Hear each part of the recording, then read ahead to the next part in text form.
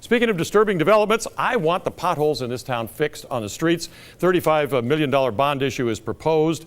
The documents are all prepared, and Jan Goldsmith felt that he should put a little warning to investors into that bond issue, into the documents that investors are going to see. Jan Goldsmith joins us now in studio. Thanks for coming back in. Anytime. Appreciate it. What did you put in the documents that has got the mayor upset? That the mayor is being the mayor, and he's doing things that the city attorney doesn't know about. We learn most of our information from the media. Why is that a problem for bond investors? Well, because I'm under an obligation to sign off on the disclosures, and under federal securities laws. That they're accurate. That they're accurate, not only based upon what I know, but what I would expect to be known to know as city attorney. What is it you think you don't know then? I don't know. Well, there's some things we've learned about that he did that we had to go and clean up after the fact. And that relates to the bond issue? It relates to disclosures that of information that resulted in lawsuits to the city.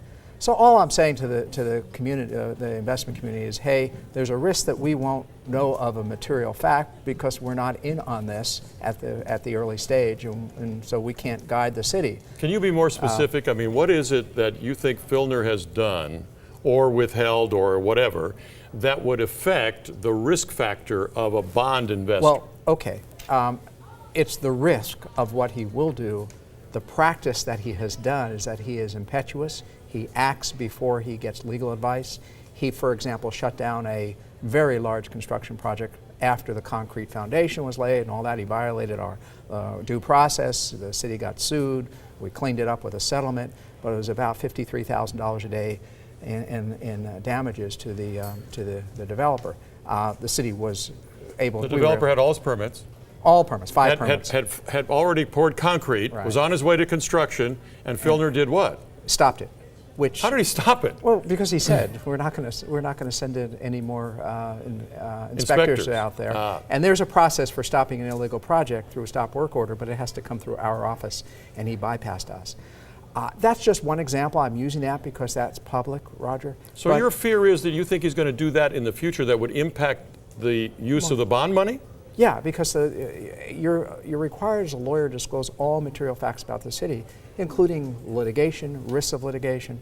And all I'm saying is that I'm signing off on this disclosure, but I want you to know that we don't know as much as you would expect a city attorney to know. Now, there are other disclosures in there. This is a book. It's got 40 pages of disclosures. 40 pages of disclosures. Including bankruptcy of the city, that there's a risk of that, there's a risk of earthquakes, floods. Global warming, rising tides, you put it all in.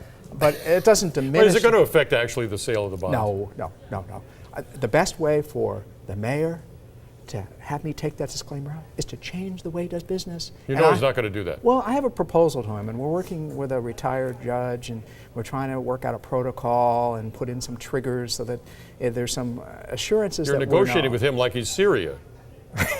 I mean, this is like a diplomatic thing. We need to trust but verify. Yeah, trust but verify. That's what I'm saying. All we want to know. We have lawyers who are running around reading newspapers and watching your program to learn what's going on in the city. So we just want to figure it out that, okay, we're in on this and we can guide the city legally. He's going to do what he wants to do, but we just want it to be legal and we want to know about it. Have you ever seen a mayor come into criminal court where the city is prosecuting somebody for theft and put up a defense that the theft was actually a First Amendment expression? Well, I'm just wondering. No, I have never seen that. Our lawyers were kind of stunned. They handled it right. But, you know, this idea that First Amendment includes the right to be a thief.